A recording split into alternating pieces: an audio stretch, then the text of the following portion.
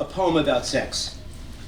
Now that I've got your attention, let me say that this poem thinks it's about sex, but it's really about itself. It's a poem gazing in the mirror to find out who it is.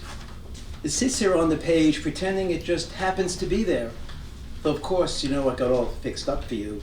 Tried on one rhythm, then changed into another. It's following you out of the corner of its lines. It wants you to pick it up and take it home.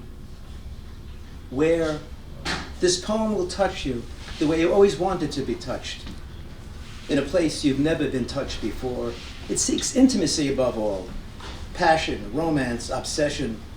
To be on your mind later when you are alone. That should be obvious by now.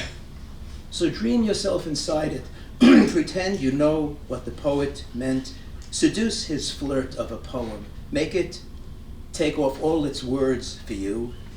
And only then will it whisper to you in the dark of the dying light of a winter afternoon, of the way the flesh curves at the small of her back, of the friends he had who died too young, of the best friend who broke his heart, of that kiss from Harriet Moskowitz decades ago when he ended it on some street corner on Long Island before she turned and walked away sobbing, how the dampness clung to his lips.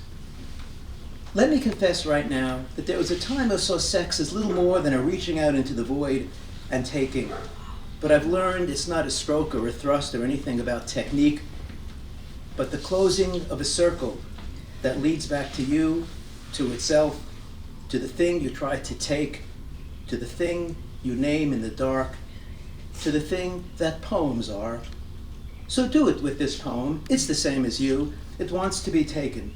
It wants to become yours.